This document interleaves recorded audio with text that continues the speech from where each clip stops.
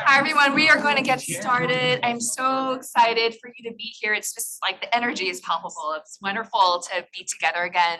I'm Fiona Sue. I'm with Silicon Valley Bank, and I also serve on the board of HLC. And just want to thank all of you for taking the time to join us today, all of the attendees and members and sponsors. I'm just gonna make a quick pitch for membership.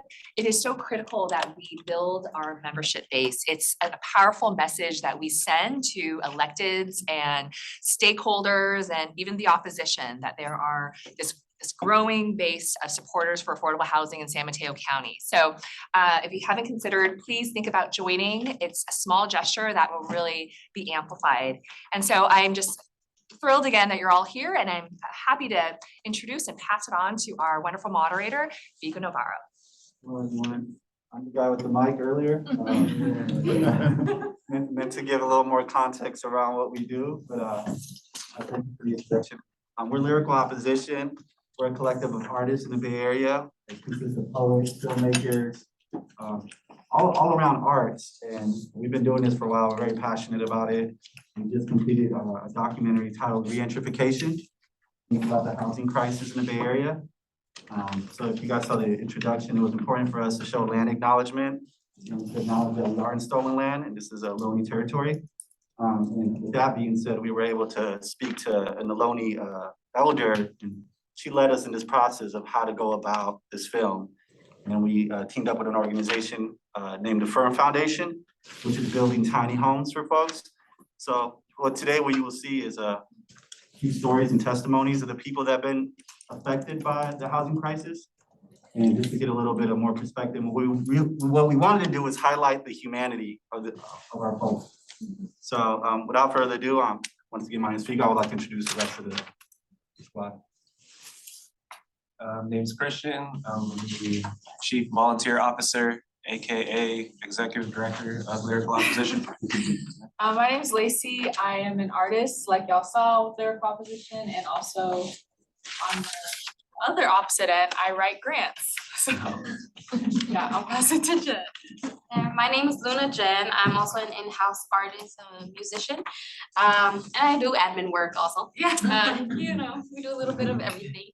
So Lyrical Opposition is an organization that opposes social injustices through lyrical art. So that can be through poetry, through music, through our spoken word documentaries, so all types of stuff that we're working on.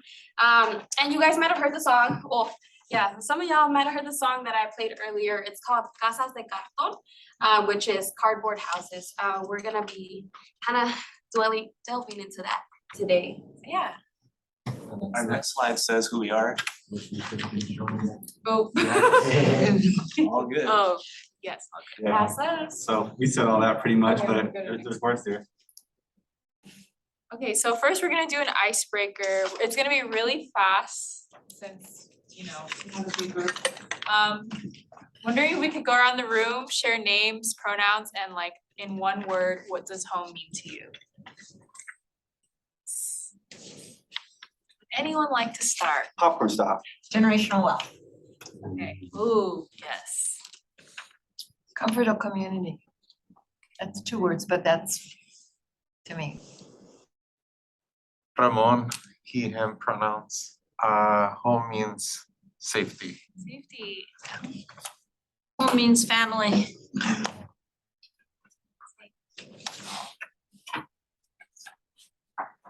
Carlos Armo Bonin, he is him.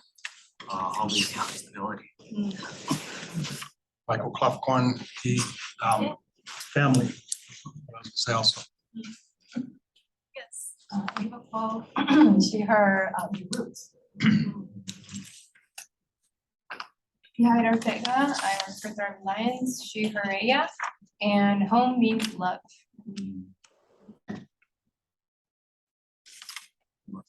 I'm Gabriel Manrique, Luna.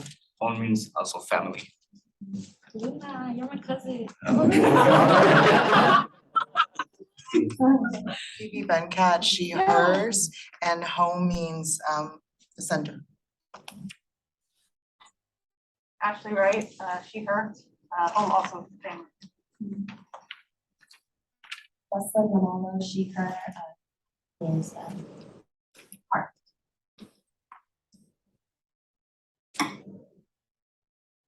I go Fiona, she, her, home means future, dreams.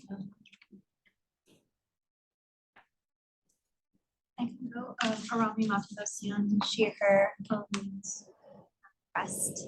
That's a good one. Go next, I'm Kiana, she, they, and to me, home means community and art.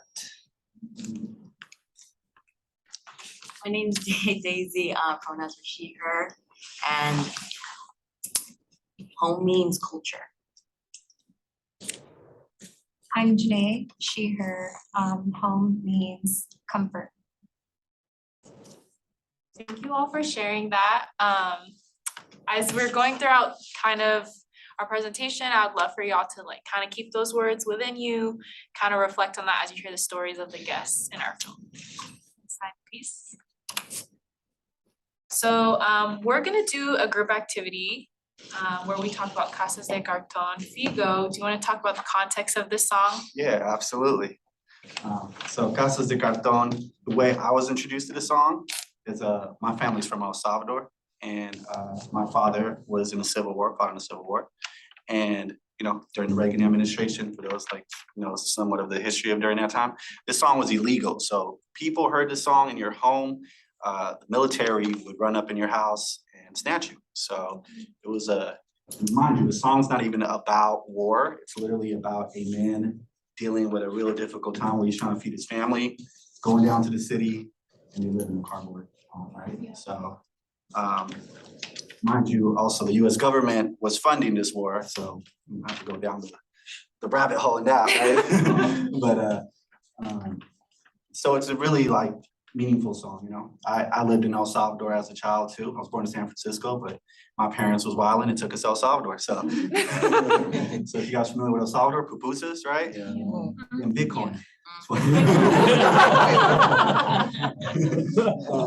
But yeah, there's a lot, the country's gone through a lot, so it's, it's evolving and continually growing. So I'm proud of my roots, and the song's really meaningful because of that as well. And also felt really relevant to what's going on right now. Being from San Francisco as well, I've seen how the city's changed, and a lot of my friends and neighbors I grew up with no longer could afford to live there, My mother lives in Richmond. I gotta go cross that bridge every Sunday and go hang out with her because she can't afford to live in San Francisco. She's educated, went to school, college, and everything, and now, she can't afford the basics of living in the city where she's from Mission District to be exact. Yeah. But so anyways, without further ado, I could go off on a rant about the song.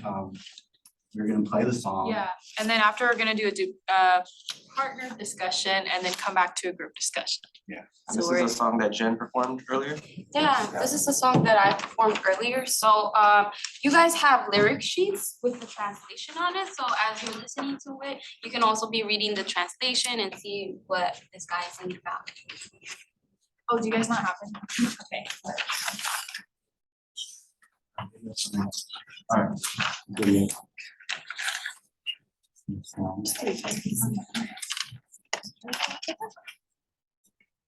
English class. You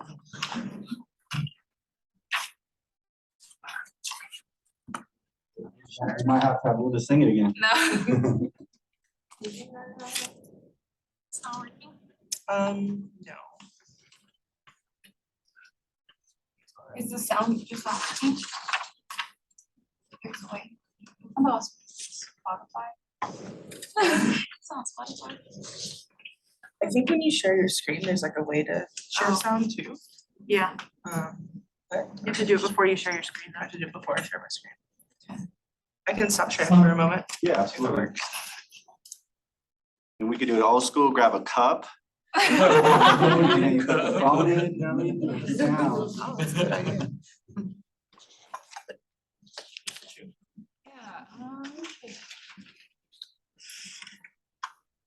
I'm also recording at the same time, so I don't know if that also prevents me. You want me to show you, do you want me to show you where it's at? Yeah. Who knows how to beatbox here? Wait, are you on Zoom? Put that that beatbox. That's all I know. In the Zoom? No, this is just share. Or you can share, so right there.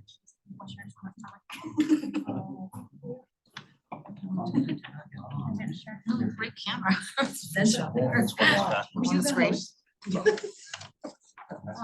I got it on my phone, you guys. You might have to. Yeah. Okay. You should be able, when you're sharing screen, you should be able to say, share with. Wait, go press the green button instead of the arrow. I'm already sharing my screen. You're already sharing your screen. Or I think, there you go. Sorry. Share sound. There you go. Okay, I'm so sorry. Niños color de mi tierra. Yes, yes. Okay, I'm so sorry, everybody. Sorry. Okay. Teamwork. Yeah. I was ready to beatbox.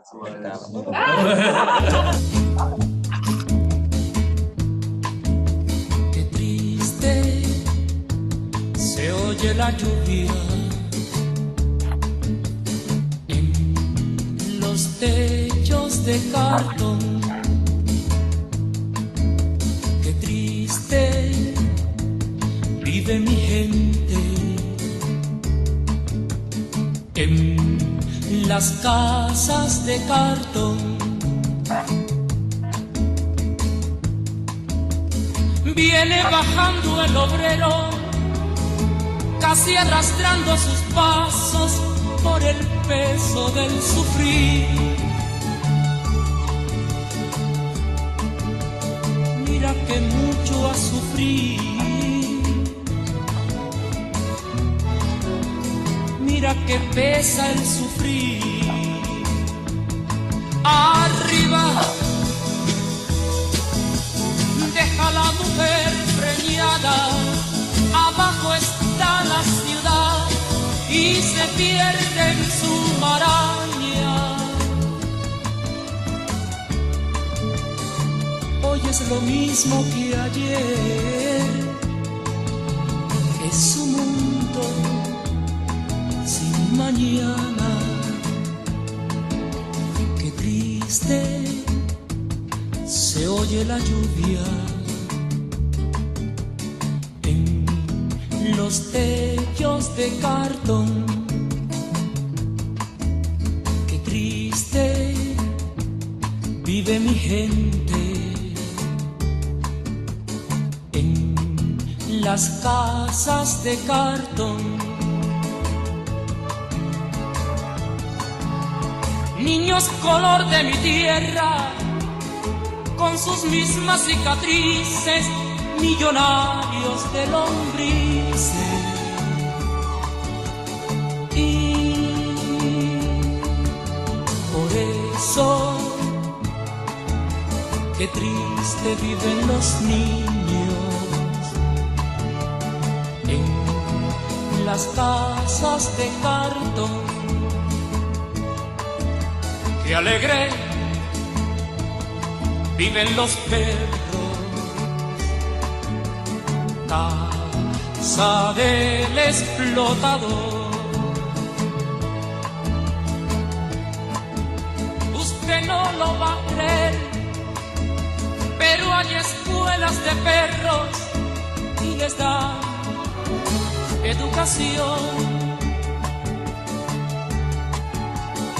Pa' que no muerdan los diarios, pero el patrón hace años, muchos años, que está mordiendo al obrero.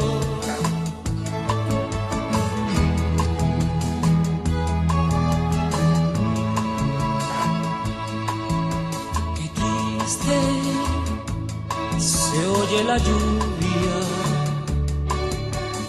en los techos de cartón.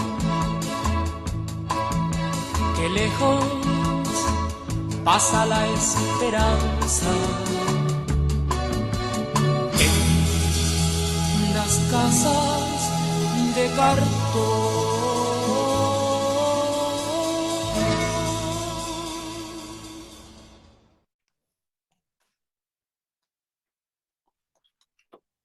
Okay, so now go ahead and pair up with someone.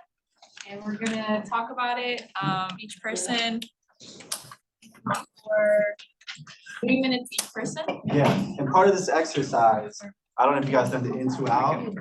The other person, the first person who's sharing, that's the only person that should be speaking. The other person should active listen. So it's a really interesting way of having a conversation because I may be tempted to be like, Billy, it's wrong. But you have to keep those comments to yourself and allow that person to speak for those 3 minutes, and then we'll switch. Does that sound cool? Yeah. All right, so. First 3 minutes, start. What are we talking What are we about? Can you talking repeat it? about? Oh, sorry. That's important. Oh my goodness. About the song we just heard. Oh wait, the next slide has the question? Yeah. Oh my gosh, I almost forgot. Sorry, we were. Sorry. Believe it or not, we practiced. Yeah. Decided, yeah. So these are just some of the questions we have for y'all to talk about. First question, what emotions or thoughts come up for you after listening to this song?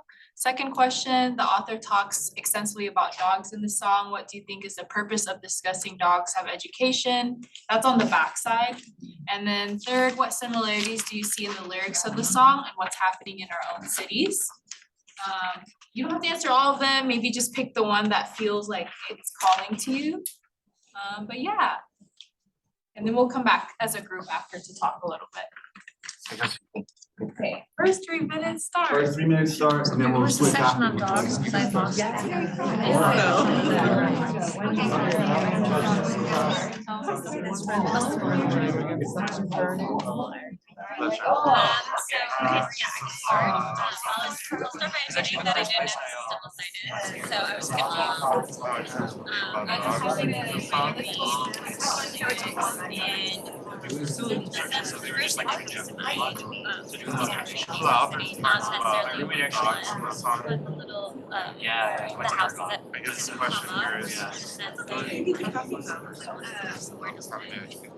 I guess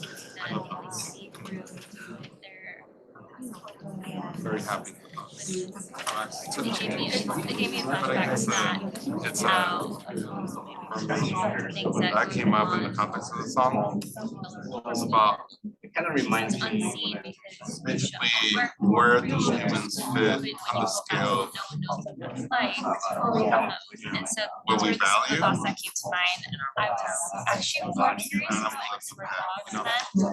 And kind of like it's a contrasting thing. So for me, it was more about That was my first that I definitely would be it's like one thing is like I really care about animals, but the other thing is if dog is on education, why Oh, no, I was trying to, I'm one of those people that is like, yeah, okay, tell me more. I mean, I can expand, I just don't want to take them. Yeah, actually, you said that. I didn't even know that. Talked about how people in El Salvador were terrorized by the song. I feel like that's it's interesting, but to know that how 3 minutes. Oh, that's okay. They're gonna just talk about it.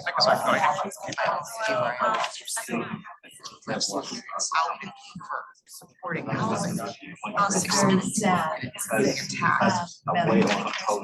haven't switched yet, go ahead and switch to your other partner. I was just struck by. when it comes, especially the second question, I pretty much corrupt anything. And most of the time. No, it's okay. Actually. And then when you don't get Emotions. I think it's someone like who's experienced.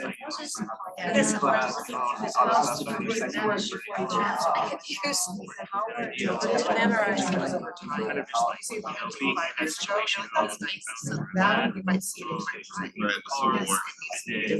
kind of like day right now. I don't personally, yeah, I just feel like it's Kind of reading back some. That as well. I actually started doing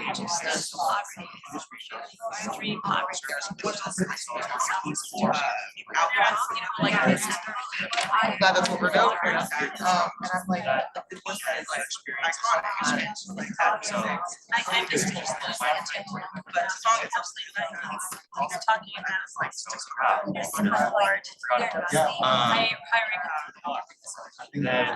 I don't know if there's but like I really that reference to I mean, like this. I think it's really At this point, as to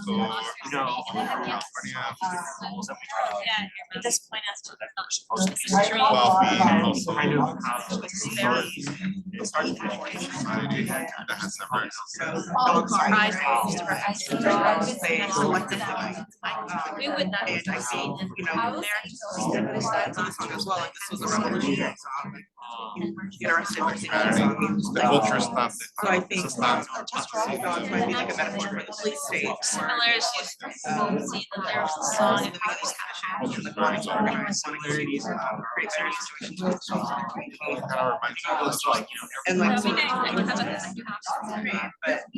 okay, all right. I saw San Francisco supply. you're in it, and we could join. And then we choose our topics, so it's a huge range. And then, yeah, I also live with sentence there. I really agree that they our city now. This points to like where we are in San Mateo County and also like where I work. It's really true. So it's like San Mateo County is very segregated. And they're Go ahead and wrap up your last thoughts. We're gonna come back to the group now. today. So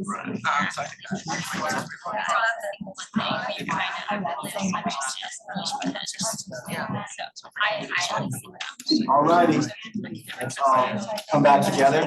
I know there's still some conversations out, last sentences we want to get out. So this portion of the exercise is the out. But before we jump into that, I want to hear how it felt to have to sit there and listen to someone without responding. I know I saw a couple folks that, you know, you could tell they were responding back. It's difficult, right? Yeah. I want to stop. So you guys, I want to hear your thoughts on this. Yeah. What was difficult about it? What was hard about it? I'm from Jersey, so part of it, you know, it's like improv, like you're just trying to support what they're saying and letting them know you heard. But it's not always perceived that way. It might be perceived as you're interrupting, you know, yeah. Anyone else? Any thoughts? And it was more like verbal cues instead of words. You're like nodding and like, you know, that's what I had to do instead of saying, yeah, you know, like using words. So like more verbal cues in that moment when you're listening, the eye contact. And, Your thoughts around it? How you jumping in when you're like similar ideas you have, you like, oh, I want to say like, you know, I want to jump in. For sure. Yeah, and you know, especially I know COVID's been mentioned earlier, and even learning how to like communicate, right? Like that can become a challenge, and bringing it back home, like a lot of times unhoused folks don't have that mic or that moment to speak, and they're, you know what I mean, to actually really be heard. The purpose around what we're doing is to have their voice be heard too, and show the humanity, because a lot of them have lives and that were way before they were unhoused, right? And so that's just something to reflect on. Any other thoughts that came up? What were some of the conversations? Like you just mentioned, you related to someone. What was that piece that you? Well, I know this song because I grew up as a Spanish speaker, but it reminds me when I used to live in Mexico and seeing, you know, poverty and a lot of folks not coming at home. Also, if the second question, you know, like if you don't have money, especially in Mexico, to pay tuition K through 12, you don't go to school, your children don't go to school at all. And then it kind of related back to the third question that, so I'm from San Jose, I live on the east side, and all the time there's always budget cuts on education. right? And but you don't see that where the wealthy people live, right? And so we always have that struggle of like getting that fund to educate our children.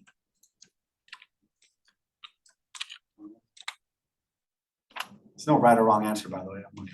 We're all processing this together. Why do you think this song was illegal? Like, why would military run up in your house because you're playing this song? Because it points to the contradictions in society and the inequalities. It's counter-revolution. That's I feel like the song kind of just like, you know, exploits the inadequacy of the government, and it's like a direct critique of the government. And so in response to that, it's revolutionary. it's the truth, and most people don't want to And it's also subtle. It's not making a direct anti-government statement. It's implying and trusting that you will get it. And those who do get it are gonna be anti-government. Thank you. It also points to the culprit, the exploitation, the person that owns the dog that accumulates from everyone else. Yeah, feel free to snap if y'all need to. We're poets here, that's So all we do. That feels like home to us. Yeah, that's like home to us for sure.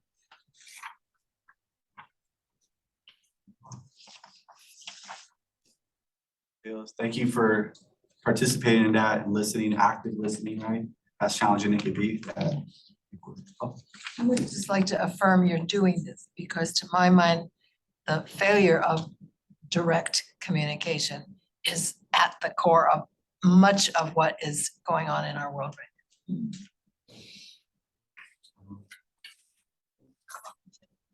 You can, listening to the song, or talking, I said, you know, usually what we hear is just the statistics of how many people are houseless, right? But then this is giving the voice to someone that is experiencing and letting them express, you know, their direct, literally their direct experience, and giving them an opportunity and voice to share. And I think that's why it's powerful, and probably the government was like, okay, this is gonna spur emotions because it's a reality, as someone said, truth, right? So.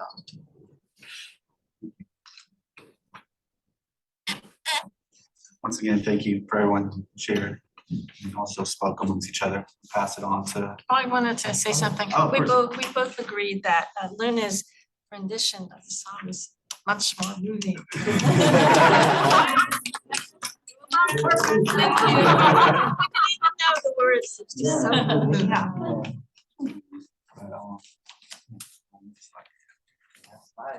Yeah, re-entrification. It's a word that is new. It was first popularized and first mentioned in 2018 by an artist and activist named Roxanne Shante. And then we all heard gentrification, which kind of has a negative to positive connotation to it, but re-entrification is more like a solution of what's to come. And can anybody read this definition for us, please? And also context, Kirk Davis, he brought the word to the Bay Area and made us aware of that and built it out. And then we eventually were creating a film and didn't know what to title the film. And then we asked his permission, he guided us and advised us through the process. And Re-entrification, the film, will be playing on November 15th at the Roxy Theater in Chabot in December. And we're working on the San Mateo screening, San Mateo County screening as well. So, We'll have more info about that at the end. yeah, sorry, I get too markety. Yeah, and It's called advocacy. any volunteers to read this? Because I've read it multiple times already, so. Re-entrification means being able to move back into communities and neighborhoods that a person is originally from. It's the way to bring back its history, beauty, struggle, pain, the soul. Re-entrification is to create and reclaim sustainable economic structures that allow people living in the neighborhoods to thrive within their own neighborhood, to recapture the native essence of that place. Big reveal, that's what re-entrification means. So when you sign up for the workshop, I'm like, what is re-entrification? So Now you know. Lacey, last one? Yeah, so to contrast re-entrification, we're gonna have an example of what it's not. I'm sure you guys are really aware of what a NIMBY is. So Nimbyism is basically this concept of not in my backyard. And we just, like, obviously this isn't one of our neighborhoods we live in the East Bay. And it's obviously very, located to one location and it's one kind of quote unquote case study, but we just wanted to pull this to show like sometimes these are public sentiments of what homelessness is based on people. And instead of viewing them as their neighbors, people view them as people who shouldn't be on quote unquote their backyard. So Jen is just gonna read some of them for us. So these are actual screenshots that I took from my personal Nextdoor app. I was extremely pissed when I read this, so I gotta show y'all. It started off with someone who posted this picture of this encampment that a homeless person had built for themselves. And they said, anyone knows when these guys will be asked to leave? They've been there for a few days. A few of the responses were, what made that person think he could just put up a massive slum in a park off Grand Avenue and get away with it? Is it because he knew that Fife & Co. had his back and we would let him do it? He was wrong. The people have spoken. I'm not sure who the people are, but okay. Somebody else said, and where will they go? And somebody replied, perhaps they can go to work. As if people who don't have jobs can't also be homeless, because we know that that's most of the cases in the Bay Area. And then finally, someone said, not until Fife and Bass are voted out of city council, it's crazy that the city will not allow homeowners to build a gazebo in backyards without requiring to pay for expensive permits, but they're cool with homeless building makeshift structures on, by the way, public, right-of-way public parks that could easily crumble and hurt people in the next big wind or rainstorm, which we live in the Bay Area, sunny all the time, I don't know. What an eyesore and degradation to the quality of life for the larger Oakland community that use Lake Merritt as public open space. Shake my head. Yeah, these are some of the comments that people who are not Oakland natives have here. And I get to see that all the time on Nextdoor, all the time. Yeah, and I think the reason why we want to just show is like, I think all of us are probably really aware, like people always blame homelessness on the individual person instead of seeing it as a systemic issue. And we see it, right? Like someone's like, why can't I build a gazebo, but this dude can build an encampment? And you're like, why are you not concerned with someone living on the street in your neighborhood? Things like that. Yes. Why is nobody saying, why can't the city give them an alternative? Exactly. And that's why we're here at this conference. Yes. Exactly. So I actually did ask that question. It's not in the screenshot. I did. I replied to every single one of these comments. I said, how come we're not asking a question when these guys will be asked or be giving home like proper home housing? Yeah. Some of the answers that I got was, why do they need to be given housing? How come they can't just go to work and get it for their own? Yeah, these are a lot of. Reality. Yeah, it's reality. Next slide. We're gonna show a part of the re-entrification film, for this next segment. The reason why we made this film was because we wanted to create a artistic medium that'll make it digestible for people to learn about housing and to know, because sometimes, a lot of data and a lot of, but yes, some people, poetry, art, language. Some people understand language through artistic medium and make it more accessible and try to compress a lot of information into a short film. So the film's a spoken word film. Vigo directed the film, and you can speak more about these clips. Yeah, for sure. So right now, who we're about to see is Jamal's story, if I'm not mistaken. Yep. And Jamal is a gentleman I got to meet. He's from Richmond. He's gotten support through the Firm Foundation with the tiny homes.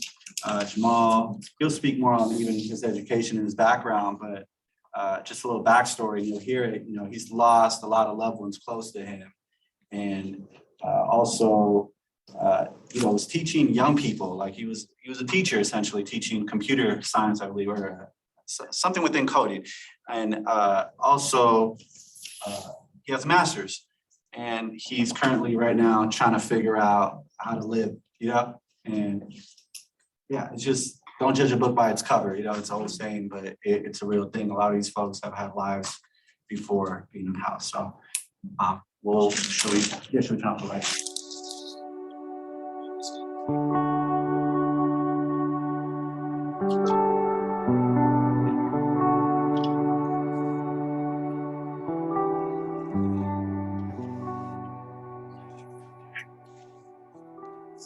My name is Jamal Haynes. I was born in Richmond, California. Living in Richmond was straight hell in a cell. I got a job at Making Waves. So I was always in Making Waves. So living in Richmond, always had that backbone of Making Waves. So when I was living in Richmond, I worked in Richmond. So after I grew up, I was in computers. So I had my own computer lab. All the kids would come in there, see Mr. Haynes. They call me Mr. Haynes, help them out on the computer. So a lot of times I was going through a lot in Richmond, which my first brother died in 1994, and then my second brother died in 2008. And through all that whole time, I had cousins that died too. So they were all getting killed too. So it was just like, how can you keep focused, and how can you stay focused and accomplishing the goals that you still want to accomplish, even though all your family members are still getting killed? How do you stay focused? How do you keep that joy?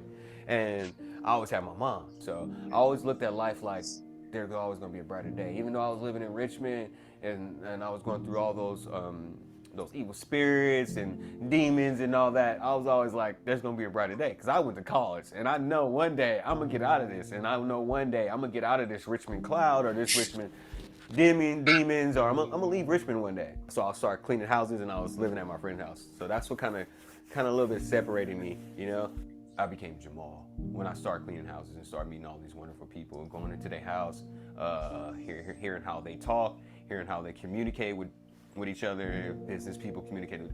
So one of my best days was I cleaned this guy's house, and I was cleaning the house for like maybe 2 or 3 years. He's like, hey Jamal, I want to help you get to the next step in your life. This guy's name was Chandler, awesome guy. He's like, hey Jamal, I want to get you to the next step in your life. He's like, hey man, what do you need? You take pride in your work when you clean my house. I really want to help you. He's like, what do you need? I was like, hey, I need a car because I don't want to clean, and I don't want to clean forever, and I want to clean and also drive. I cleaned 14 houses. I made $1,400. So with his $500 within those few months that I worked for him, he put $800 with that, and then bought a car. The car was $3,000. So he bought the car. I didn't even know what the car looked like. He drove the car down like this parking garage. Seen the car, it was awesome. 2009 Honda Accord, awesome car. So my best days was when I cleaned the guy's house, bought me a car. It was like a miracle out of nowhere, dude. He bought me a car, paid him back in 2 weeks. It was like God was right there. My mom had just died too, so it was just like crazy. That was like one of my best days ever, dude. I worked my ass off, I worked my butt off, been working for 5 years, and I knew something was gonna come out the cleaning. And that's how I have my car outside, my 2017 Honda Tucson, because of that, working my butt off. So that was like one of my best days in life. Working my butt off, getting accomplishment, and a guy seeing me working my butt off, and he rewarded me for it. And it was almost like God was doing it for me, through Chandler. So that was like one of my best things.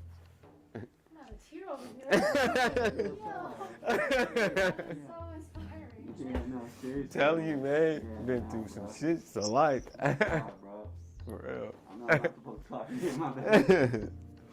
But man, story runs deep, man.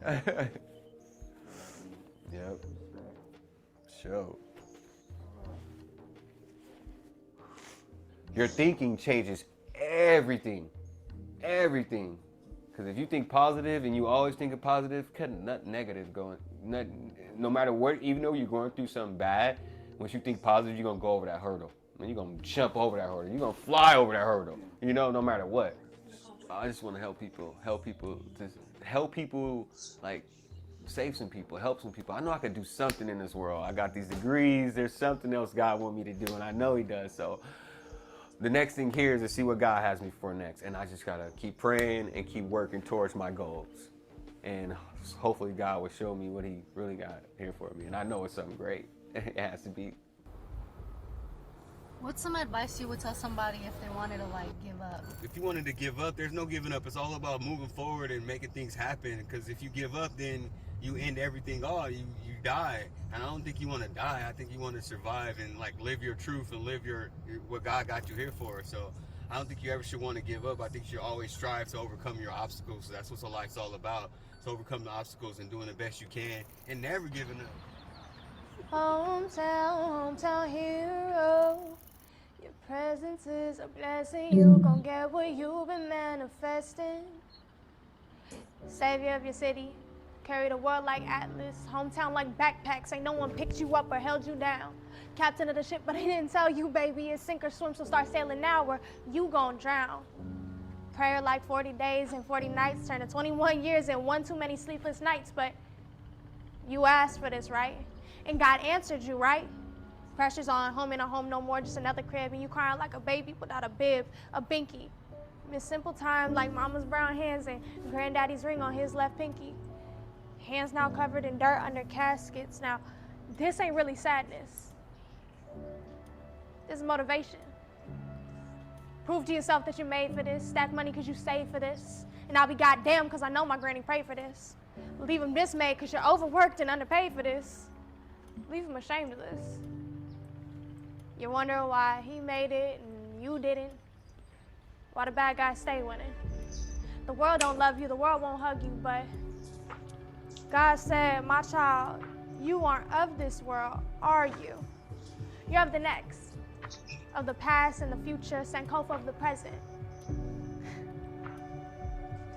The world says they want less script, more theatrics, but you know what they need? Less words, more actions. Don't you know they turn bodies into fractions out here? Don't you know you're worth more than passive promises with no traction out here? Stop. Stop believing you can't do it. Stop believing you ain't worthy of birthing greatness. You don't need a Stan Lee to be who you were made to be. You're from the ancient city, hyphy ruins and ghosts of riders past.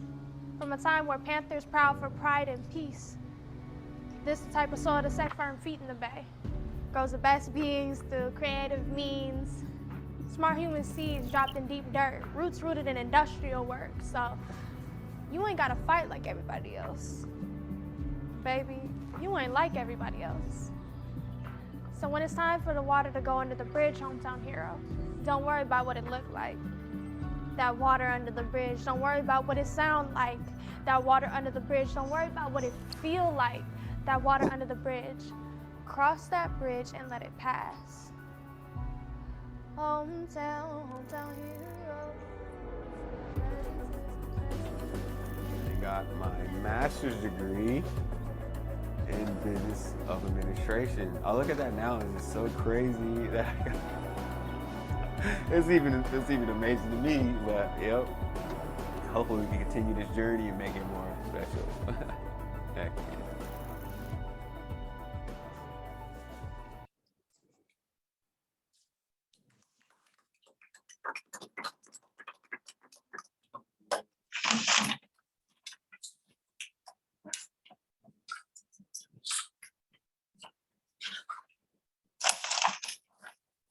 I'm sorry, next slide.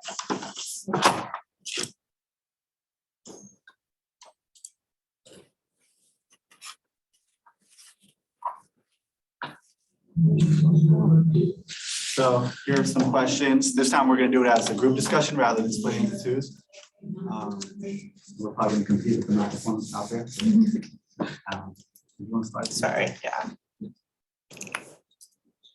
Go ahead. If you want. All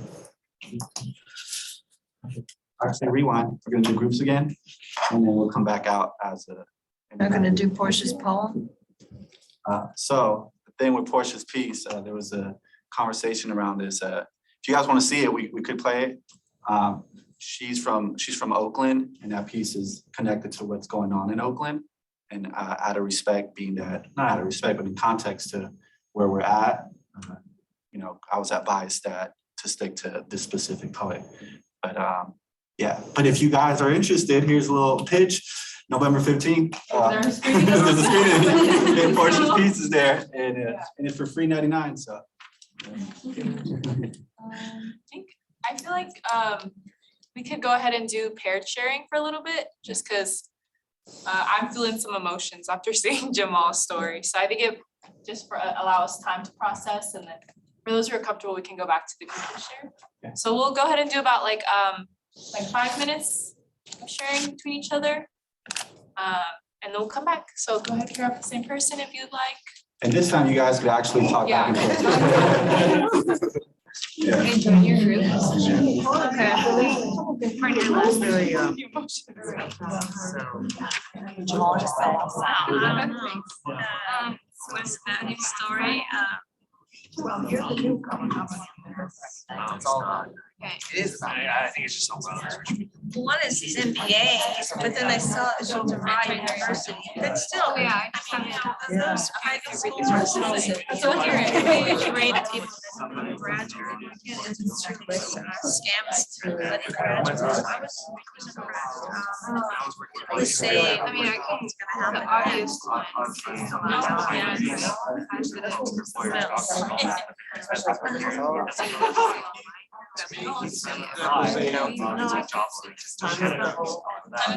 Everything.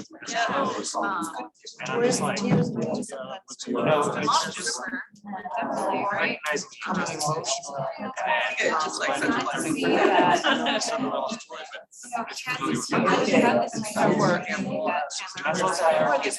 Talks about how until you're able to you're not able to last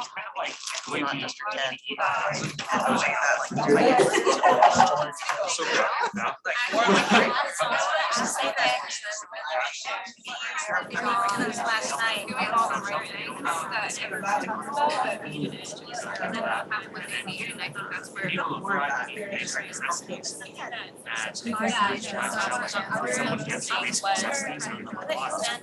Personally had a counterpart that was like, he had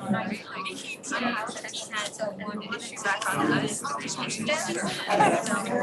he admitted that the other person, the other person expressed the same gesture and that a lot of times, like, well,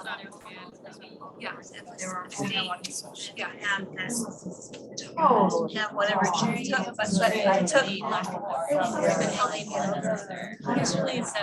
And it really was passed by.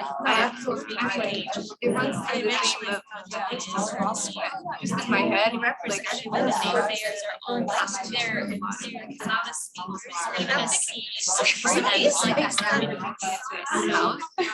makes me realize it really impacts all of us. Right. Not at all. That's all. I'll put it It was magnetic hardship.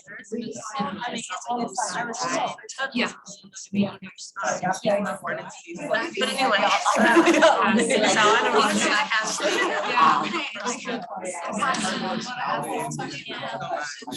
Yes, the one that I saw, it is just over, you know.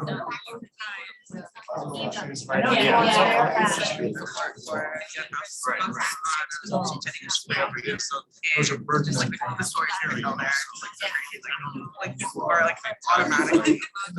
Yeah, you mentioned a car. A car? So it's like really impressive to like see people like really like and I wish our whole community could be so like. The vacuum is filled up with the echo chamber by those who are kind of at that level. And those are the people that are the base. Kind of like shifts right. I'm trying to You're like isolate. dropping gems like Super Mario right now. But it's so true. Don't take the time just for Bad thing. I've spoken myself. that situation, right? Communication. I'm not gonna be allowed to. And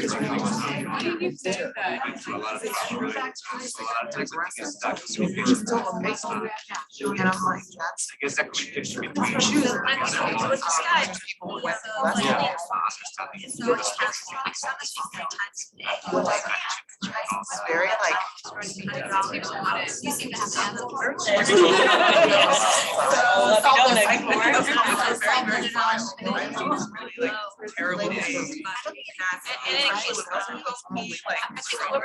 They were only past last year.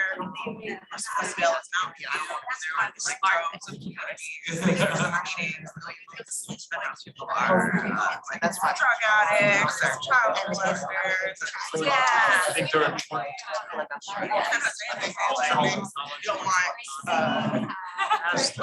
You don't want, libraries are so essential. And so this is sometimes I would say that. I didn't say that. I didn't know I'm saying that. To the internet, so people are putting it out. I know that those people are not deserving. It's like, I don't know, sometimes it's not. Sorry. Sometimes you're kind of supporting it. You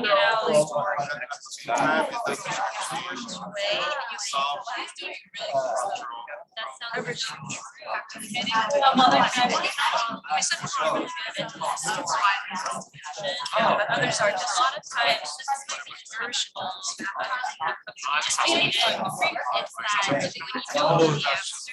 It's my first couple months there.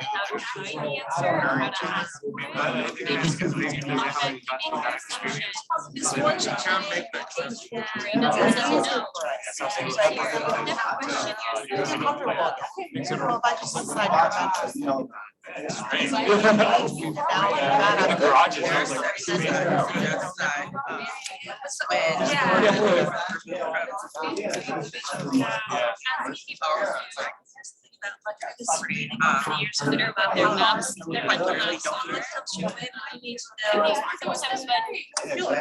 What is our volunteering in that role? Encounters. And sometimes the cliche on this, you know, it's all yes, but you don't realize you lose it. Better. Yeah. Next door is areas like go to. I mean, so I understand you're at walls, but at the same time. And like they will like literally start to do work. Well, and that's why the song. And you get to be on a boat. Like I've had like a personal. I joined that. Sometimes use it as a forum to really, you know, maybe I just to pitch that. Yeah, this the NIM is organized so well. Do you guys want more time or can we come back? 1 more minute. All right, 1 more minute. Mindset. Everyone's out to take advantage. And mother has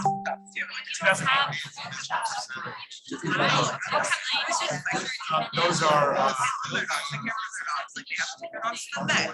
I can think about is like people's faces and like just like Josh perspective. Cement apple. Yeah. This year's really good. I could be So we live on the kind of east side. So We get my son. So yeah, We get the wind. it's like huge. Actually. Internal. Taking the whole tree, right? My dreams is not. Oh, I see. Yeah, they're reasonably priced.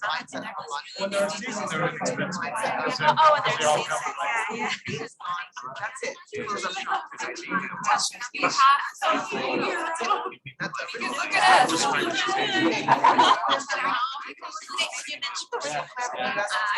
At the same time, I'm gonna turn on Asian. It's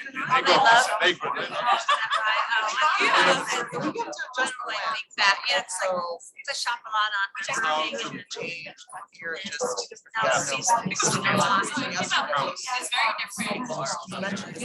You have the mic, you should take it.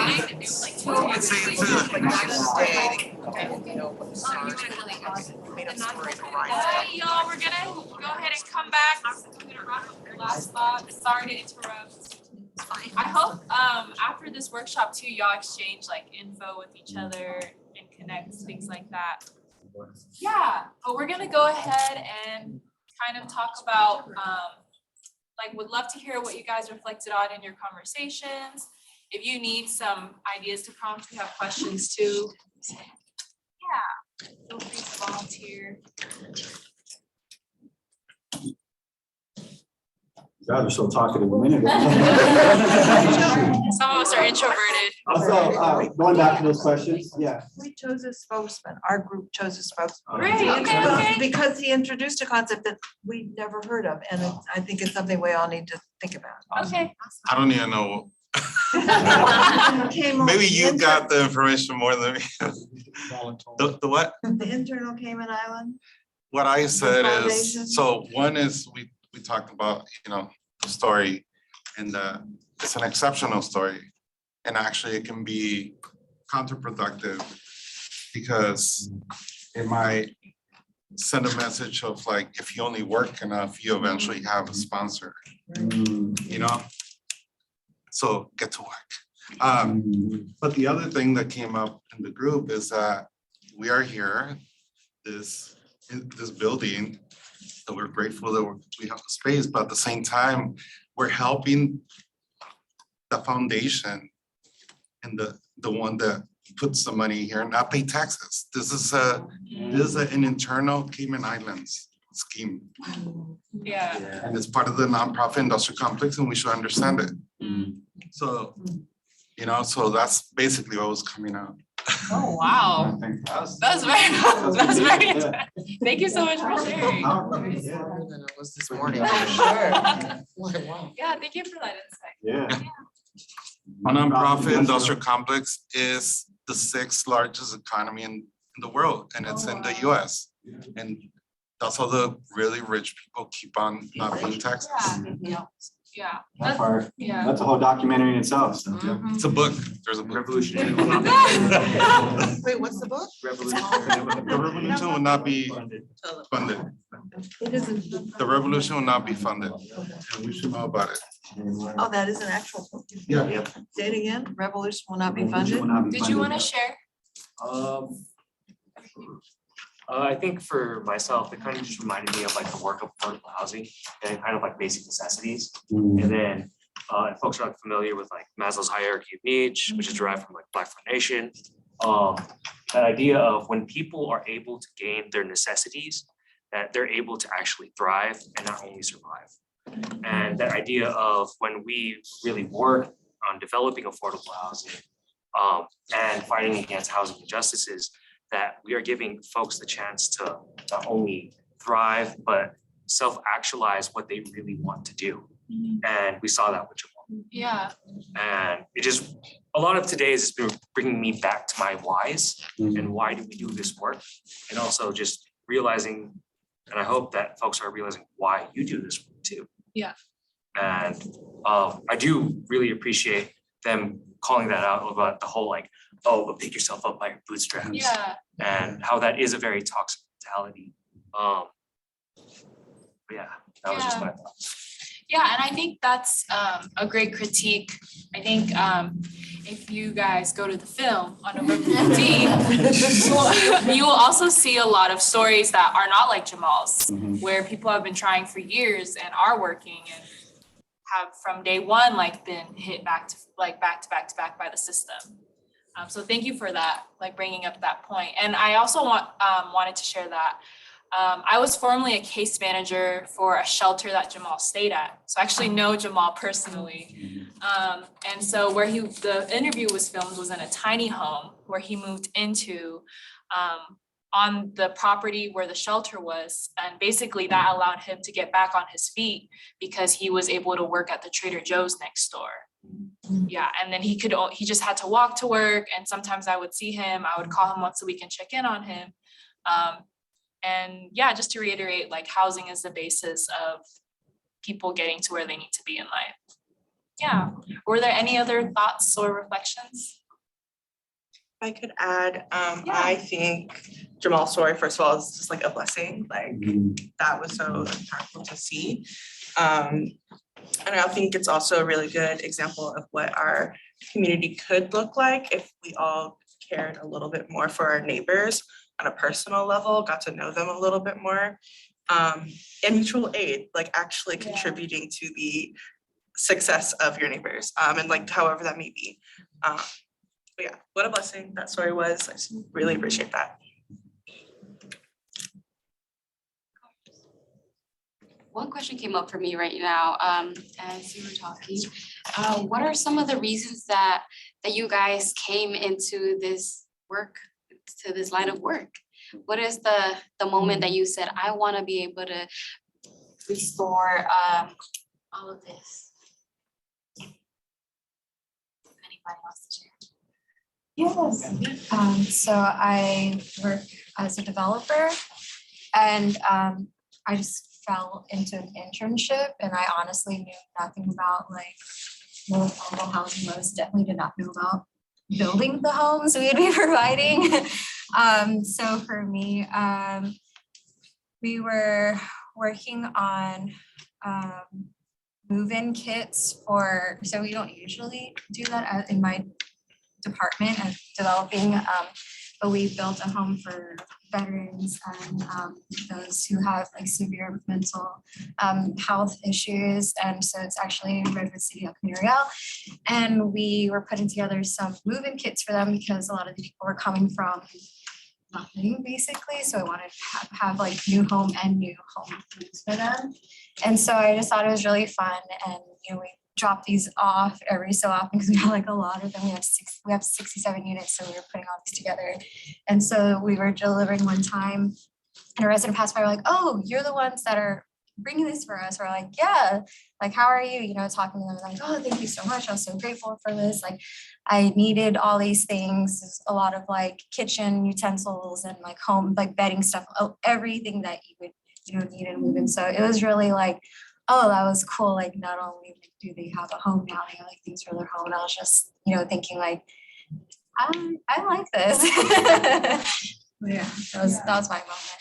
I think that's a great example of like what mutual aid could look like, just like you were saying. And then not only that, but you felt a personal connection to that person, and then that moved you to continue the work. And I think that's also why like we feel so passionate about storytelling, because you don't have to be a poet to be a storyteller or listen to stories, right? So yeah. I'm thinking on that last point, and I'm just thinking, gosh, back to the next door posts. What if the person who lived in that had a story that was similar to Jamal's? Would that change? Yeah. How would that change the comments and the discussion? And what does that mean for like, what does that mean? Like for all of us to help, illuminate, but what if it isn't? But what if that person was not like Jamal and maybe, was not on track, and had other issues? But I can answer some of that question. So as I was reading some of the comments, I did come into responses by other neighbors in my neighborhood who said, I've approached this person before, and they clearly have said that they do not want to receive any help. They've been a little bit too hostile towards people who walk around his encampment. And a lot of the times that can be because the system continues to fail all of these homeless people and not give them the proper resources and the proper housing, or they might attempt to, but there's plenty of reasons why they can't get them. For example, they don't have access to, they don't have their IDs, they don't have any phones, they don't have money in general. Yeah, they don't have all these documents. A lot of so I also worked at the same shelter. I worked in a different area, but I got to see this happen a lot. A lot of the homeless folk that would come in and receive help would deny the help because they've just been failed so many times already that they say, well, it's better for me to just live alone in the park and not be bothered by anybody. I'll just come by the shelter, get my lunch for the day, And then they, yeah. and then I get to do what I want after that. I don't get to be judged. I don't get to be told what I need to do, where I need to live and all that stuff. Thank you for that question. Did you want to share?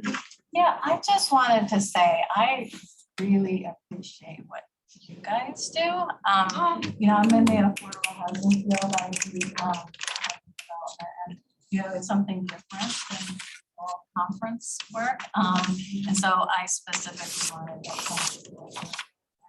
I think the message that you deliver just puts such a human face on it, like you feel it. You know, the performance that you guys did in the morning, and then even when they were telling the story, when Jamal was talking, like we see these interviews, you know, like it's kind of a message that we've heard before.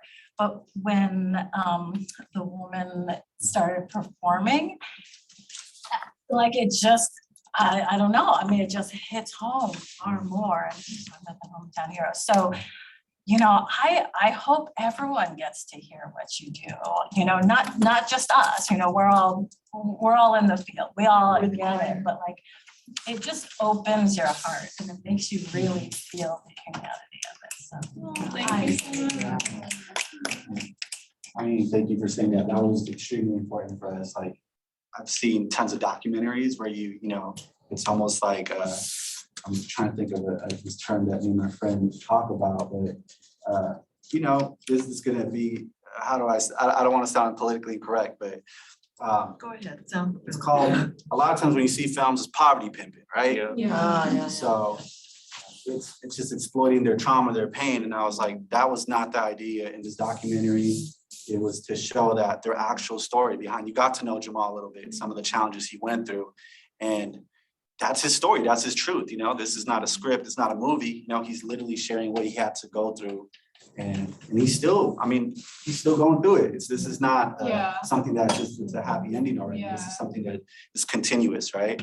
And to your point about the spoken word, it was so important to incorporate spoken word into this film because that's where you get to translate a lot of times what folks are feeling, right? Through art, through music, and this is resistance. So for us, it definitely runs deep. And I hope you guys see a lot of the other poets. I mean, we have San Francisco's poet laureate, Tongo Martin, who's part of, you know, Tongo, He's also in the show. if you guys also seen the last Black Men in San Francisco, we have Jimmy Fails, who's the actor and writer of that film, who also shared a testimony around his housing experience. So we really try to lock in with artists that are from our communities, that are still in our communities, to share the stories of, you know, of our people. So We are those artists too. Yeah, that part, yeah, we are those artists right here, yeah. So, yeah. So, so thank you for saying that. That meant a lot. Yeah, that's We're gonna wrap up. Should we just go to the last? Yeah, for sure. Okay, yeah. So just to wrap it all up, basically our hope for you is that, you know, in hearing the story of a few of our guests we've worked with, that you would go back to your own line of work as storytellers and compassionate listeners in your own fields, whether that's in your creating policies, building housing, or directly serving our unhoused neighbors. And just having that image of like, in this film, you know, we handed the mic back to the unhoused people. Like we can also do that in other forms of work too, not just in artistic storytelling, in policy that we write, in how we advocate in front of our legislative officials, in how we make buildings accessible to things like that, how we translate documents, make them accessible for non-native speakers. So that's just kind of what we wanted to leave y'all with.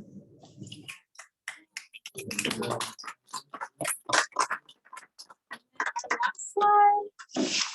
Some resources we have, and then we can just stay on this one. You go to back to the other one. So this is how you stay connected. Go ahead. I was wondering, is there time to see Portia's poem, or is that too long? Man, November 15th.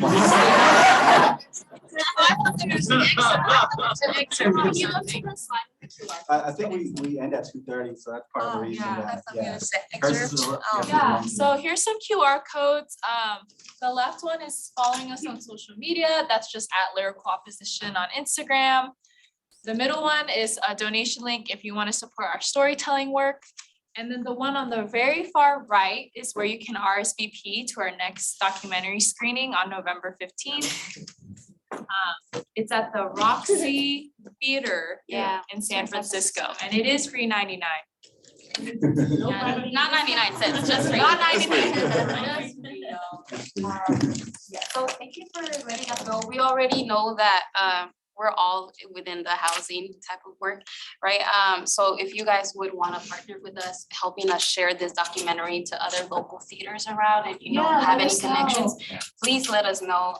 My email is actually up on here, jenluna@lyricalopposition.org. So you can connect with me about that, and then we'll try and figure We something have out. a fundraiser coming up, November 26th in Brisbane. In 2022, yeah, we're out in Brisbane. So Yeah, that's where we're located all at. because of Boba guys. That's what really drew us there. Yeah, we have a fundraiser. This is a sign up to our newsletter if you're interested in any of our future events. Obviously, the movie will be on there, our poetry events, whatever else we might have updated for you. So like our highlighted artists, whoever we feature. Yeah, and then we'll let you know more about the fundraiser when we have details. It's just to support us.